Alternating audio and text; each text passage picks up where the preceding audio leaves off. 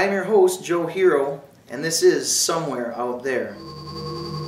I'd like you to get filled in initially on what led me to start this show in the first place, and that is the alien and UFO abduction phenomenon.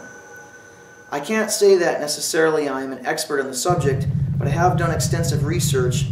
Primarily I started out in a hobby type mode, and from there it has become sort of a passion to me because something is definitely happening out there. People are experiencing something real. What that is, well, you can be the judge of that. I'd like to start out by saying that the purpose of this program is to make you a part of the show. Perhaps we can interact together and talk about this subject, perhaps at length.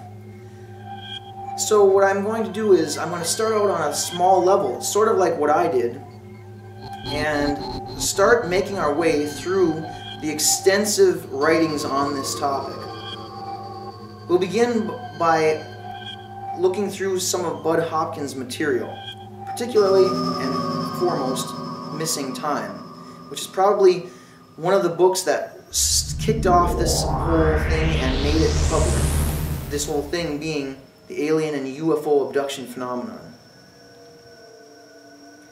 Now it's come to my attention that there probably can be grouped two different people groups regarding this alien abduction and UFO phenomenon. The two groups could be classified as group number one, who are people that are active researchers, perhaps even skeptics, and people that on a hobby level are like trying to discover what there is to find out about the topic.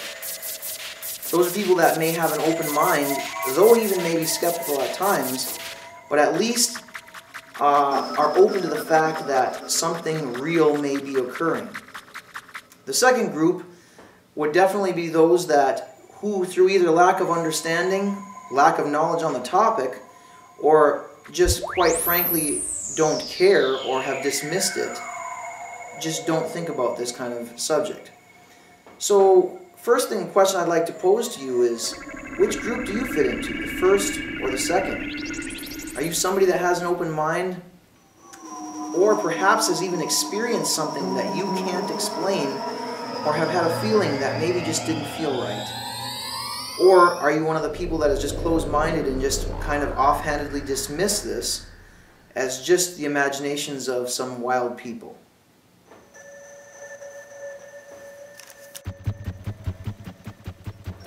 Now it's an absolute fact that up to 90% of UFO sightings in themselves are probably misidentifications of just common aircraft, or stars, or other natural or unknown objects.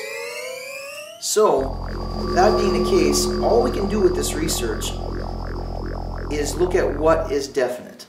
Definitely, 90% of reported UFO, up to that much, of UFO cases are just misidentified objects that have an actual explanation that is plausible. But the question is, what about the other 10%? Let's consider for a moment an actual scenario. The time is 1964, Socorro, New Mexico. The story is regarding one police officer, Lonnie Zamora, who actually had an encounter with a UFO. As the story goes, he was chasing a speeder, so he was actually trying to apprehend somebody for speeding, when he noticed a pillar of flame coming down out of the sky around a half-mile away from his sighting of his car that he was pursuing. He broke off the chase from the vehicle to go and investigate. And when he reached the place where he saw this silvery craft, he discovered down in a gully an aluminum-colored dome-shaped craft that was standing on four legs, actually on the ground. It just so happened that he interrupted what appeared to him to be two humanoid figures in single-piece white coveralls, who, when he looked at them, they actually seemed to become surprised and turned around. He then heard some noises that sounded like car doors banging and closing, and he had a fear that gripped him at that point. It turns out that as he looked, apparently the door to this craft had been closing, causing that noise, and in actual stark fear he ran from the scene. He did look over his shoulder, and he reported the incident to dispatch at the time. He saw what appeared to be fire coming out of the craft as it lifted up and then rapidly sped off into the horizon. And the interesting part about this scenario was that 11 hours prior only to Zamora's encounter, we see a dairy farmer named Gary Wilcox in the state of New York who had a similar experience where he came upon what he thought was an actual aircraft fuel tank in one of his fields, but upon closer inspection as he came up to it, he realized that he was looking at a very similar aluminum or silvery colored craft sitting in his field, sitting on 4 support legs. Well, these two examples are actually so similar that one wonders if this craft and its beings, which were actually encountered by this dairy farmer Gary Wilcox, because he actually also claims to have seen 2 humanoid-like figures in single-piece white coveralls, which were surprised upon him stumbling upon the scene. And like Officer Lonnie Zamora's encounter, the craft then lifted off and sped away. And it would almost be as if the same craft and its occupants had visited upstate New York and 11 hours later showed up in New Mexico, where police officer Lonnie Zamora encountered them as well. Now, sightings like those that have just been described are not uncommon or entirely abnormal. In fact, researchers Ted Blecker and David Webb have archived over 1,500 such sightings, just like the ones that we just described. Now, it would be worthy to actually do a little bit of a history on UFO sightings, and in a very brief way we're going to touch on those. For instance, back in 1896 and 97, there was a first, what we consider, at least in the United States, a first wave of sightings. But the truth is that what we consider the history of modern sightings happened right after World War II, circa 1947, where both German pilots from the Luftwaffe and American pilots saw many occurrences of what the Americans dubbed as Foo Fighters, and they were unidentified craft that would often accompany them, be off their wings, and there was never any explanation. Both sides, interestingly, thought that they were actually seeing the other side's secret weapons, and there always remained no answers for them.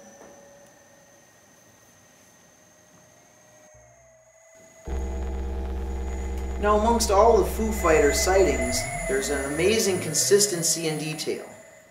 And it turns out that the Air Force in 1949 hired Dr. J. Allen Hynek. Actually, his purpose initially was to debunk such reports. But it turns out that after 20 years of experience and in-depth research to UFO sightings, Dr. Hynek became a believer. Next, as far as public history is concerned, we'd probably fast forward to 1965. And 1965 brought about a Boston newspaper which published an article regarding a couple, Barney and Betty Hill by name, who supposedly encountered a UFO craft and actually were abducted. At that point in time, in 1965, that wasn't exactly a commonly known phenomenon, and so, of course, the Hills met with extreme ridicule, and their story, you might say, would be possibly where we should have started this quest in our knowledge of the UFO and alien abduction phenomenon. However, That actual event happened in 1961, and it wasn't until 1965 that it came out. So it's interesting to note that the facts is that it would appear that people are being borrowed, as it were, and that their memories were erased, and possibly through hypnotic suggestion, post-hypnotic suggestion, completely don't recall the events that happened. And it turns out that later on, through a technique commonly known as hypnotic regression, it has become the easiest way to access those memories that somehow have either been frozen or temporarily repressed. Now at this point, those of you that are extraordinarily skeptical might have decided that this is too fantastic to be true. Now, this isn't intended to be a single documentary, and there have been many published on the subject of aliens and abductions even in particular. However, one might suppose that this is just a fantastic imagination experiment by some people, maybe even to gain public publicity. But there's another phenomenon that plays into this particular one that makes it too believable, too plausible to just ignore. And that's that some of these abductees bear scars from incisions that were created during these so-called abduction experiences. They still bear those scars later in life. Some of them happened when they were only children. And I guess at this point, for those of you that aren't familiar with this topic, what I'm going to do is I'm going to go through a typical abduction scenario. Now here's how it may build, and this is just, of my making. This isn't based on any particular case study, but a couple, let's say, with an infant in the car, a 1-year-old infant, are driving down a road. It might be a lonely highway, maybe even unlit. And they suddenly realize that there is a craft, would look like a spaceship, a UFO, that's following their car along the tree line perhaps, and it seems to be coming closer. Then, seemingly just out of nowhere, the car has electrical problems, the lights blink off, the engine even stalls. Moments later, perhaps the car is magically running again, and they see the alien aircraft speed off in a different direction slightly from what it had assumed only what seemed like moments earlier. And the strange part about this is that these people, through other documentable methods, have just lost up to 2 hours of time. There is missing time, a gap. Now, sometime later, perhaps several days later, they each realize that they have maybe red scars on the back of their neck. Both the mother, the father, and when they check their infant, the same thing is true. Now, within days of that experience, they may seek a physician's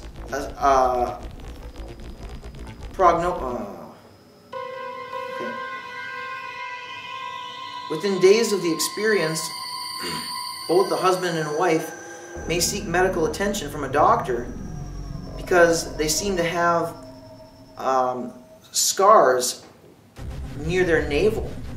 And when they touch the scars, they may actually burn and they actually hurt. Once again, I'd like to reiterate the fact that one might suppose that people are doing this for a publicity stunt.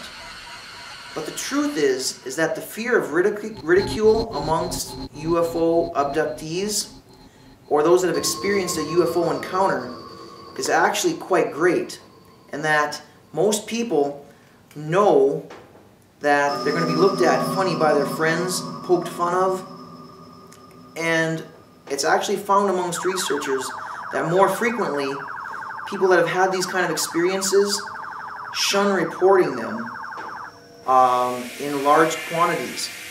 This is actually quite alarming and disturbing in itself, because it would indicate that this could be happening in much larger numbers than have been reported. And